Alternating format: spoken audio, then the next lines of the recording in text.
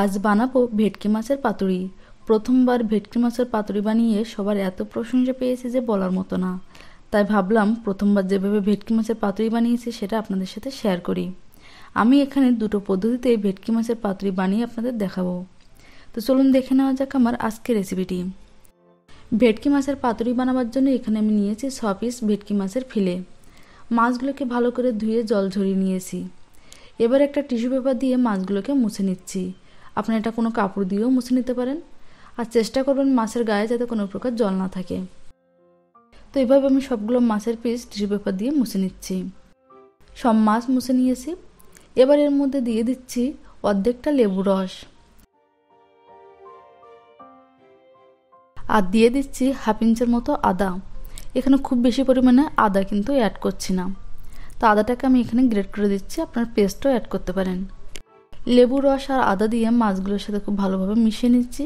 আর এটা আমি আলতো হাতে মেশাচ্ছি, কারণ ভেটকি মাছের এই ফিলে কিন্তু খুব নরম হয়, তাই ভেঙে যেতে পারে। লেবু আর আদাটাকে খুব ভালোভাবে মাখিয়ে নিয়েছি। এবার এগুলোকে ঢাকা দিয়ে 10 মিনিট রেস্টে রেখে দিচ্ছি। এখানে একটা মিক্সিং জার নিয়ে নিয়েছি। এর মধ্যে দিয়ে দিচ্ছি 2 বড় চামচ কালো সর্ষে, 2 বড় চামচ সাদা সর্ষে, 2 বড় চামচ পোস্ত, আর দিয়ে দিচ্ছি 5 থেকে 6টা গোটা কাজু। প্রথমে এগুলোকে আমি একটা পাউডার বানিয়ে নিচ্ছি। তো দেখুন এখানে আমি একটা পাউডার বানিয়ে নিয়েছি। এবার এর মধ্যে দিয়ে দিচ্ছি 5 থেকে 6টা কাঁচা লঙ্কা, দিয়ে দিচ্ছি আধা চা চামচ হলুদের গুঁড়ো, 1 চা চামচ লবণ, আর দিয়ে দিচ্ছি সামান্য পরিমাণ জল। খুব বেশি পরিমাণে জল আমি এখানে অ্যাড করছি না, অল্প অল্প করে জল অ্যাড করে একটা মিহি পেস্ট বানিয়ে নিচ্ছি। তো দেখুন এখানে আমাদের পেস্টটা কিন্তু একদমই রেডি হয়ে গেছে। এটা আপনারা শিলনোড়ায়ও বেটে নিতে পারেন। এবার এই পেস্টটাকে আমি একটা বাটির মধ্যে নামিয়ে নিচ্ছি। তো এখানে সব পেস্ট নামিয়ে নিয়েছি। এবার এর মধ্যে দিয়ে দিচ্ছি 2 বড় চামচ জল ঝরিয়ে রাখা টক দই। টক দইটা দেওয়ার পরে সবকিছুর সাথে ভালোভাবে মিশিয়ে নিচ্ছি। তো দেখুন সবকিছু ভালোভাবে মিশিয়ে নিয়েছি। এবার এর মধ্যে দিয়ে দিচ্ছি 1 বড় চামচ সর্ষের তেল। এটা কিন্তু অবশ্যই অ্যাড করতে হবে। সর্ষের তেলটা দেওয়ার পরে খুব ভালোভাবে মিশিয়ে নিচ্ছি। তো সর্ষের তেলটাকে সবকিছুর সাথে ভালোভাবে মিশিয়ে নিয়েছি। এবার এর মধ্যে দিয়ে দিচ্ছি মাছের ফিলেগুলো। মাছের ফিলেগুলো দেওয়ার পরে মশলার সাথে খুব ভালোভাবে মাখিয়ে নিচ্ছি।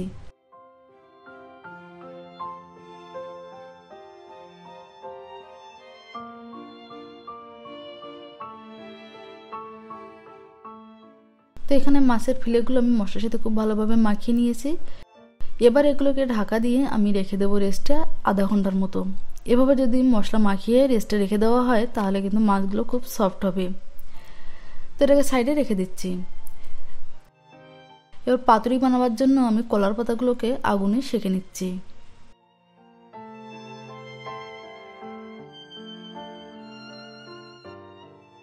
তো এভাবে সব কলার পাতা আমি আগুনে সেঁকে নিয়েছি। এবার কলার পাতাগুলোকে আমি কেটে রেডি করে নিচ্ছি। তো এই মোটা অংশগুলো কেটে বাদ দিয়ে দিচ্ছি।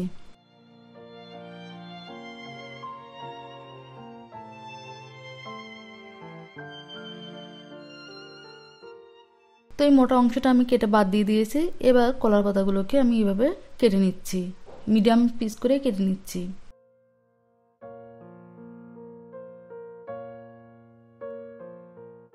এভাবে সব কলার পাতাগুলো আমি রেডি করে নিচ্ছি। তো দেখুন এখানে সব কলার পাতা আমি রেডি করে নিয়েছি। এবারে কলার পাতাগুলোকে আমি তাওয়ায় রেখে আরেকবার সেঁকে নিচ্ছি। তো দুটো পিঠই আমি খুব ভালোভাবে সেঁকে নিচ্ছি। এভাবে বাকি কলার পাতাগুলোকে আমি সেঁকে নিচ্ছি। তো সব কলার পাতা আমি সেঁকে নিয়েছি। এখানে আমি একটা কলার পাতা নিয়ে নিয়েছি। এর ওপরে আমি মাছের ফিলেটা রেখে দিচ্ছি।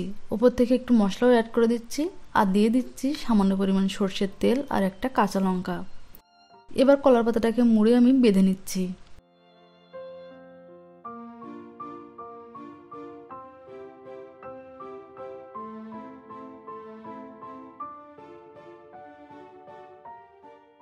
তো এভাবে আমি কলার পাতাটাকে ফোল্ড করে নিয়েছি। এবার একটা সুতোর সাহায্যে খুব ভালোভাবে বেঁধে নিচ্ছি যাতে মশলা বেরিয়ে না আসে।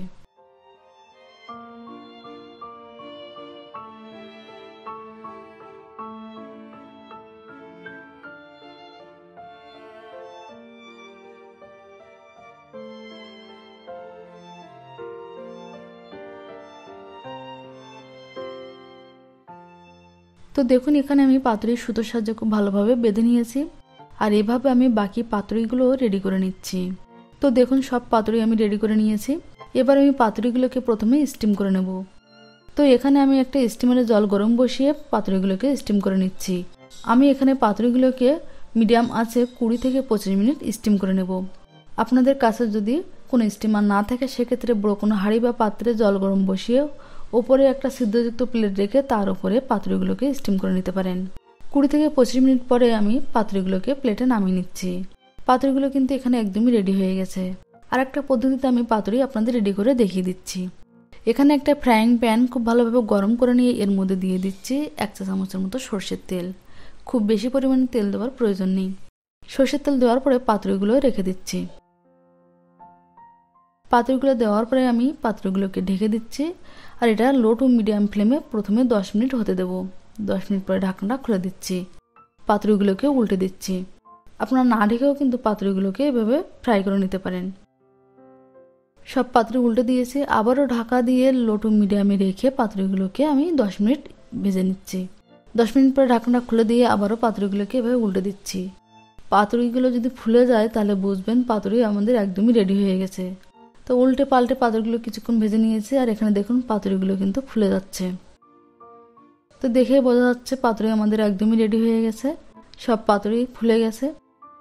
এবার গ্যাসের ফ্লেমটাকে বন্ধ করে দিয়ে এগুলো আমি সার্ভিং প্লেটে নামিয়ে নিচ্ছি। আর আমি কেটে আপনাদের দেখিয়ে দিচ্ছি আমাদের ভেটকি মাছের পাতুরি কতটা সুন্দর হয়েছে, কতটা সফট হয়েছে। তো আপনারাও ভেটকি মাছের পাতুরি বাড়িতে একবার এভাবে তৈরি করে দেখুন। গরম গরম ধোঁয়াটা ভাতের সাথে খেতে কিন্তু অপূর্ব লাগে। আজকের এই রেসিপিটা আপনাদের কেমন লেগেছে কমেন্টস করে অবশ্যই জানাবেন। যদি ভালো লেগে থাকে লাইক করবেন, শেয়ার করবেন। আজ এ পর্যন্তই, আবার দেখা হবে নতুন কোনো রেসিপি নিয়ে। ততক্ষণ পর্যন্ত ভালো থাকবেন, সুস্থ থাকবেন।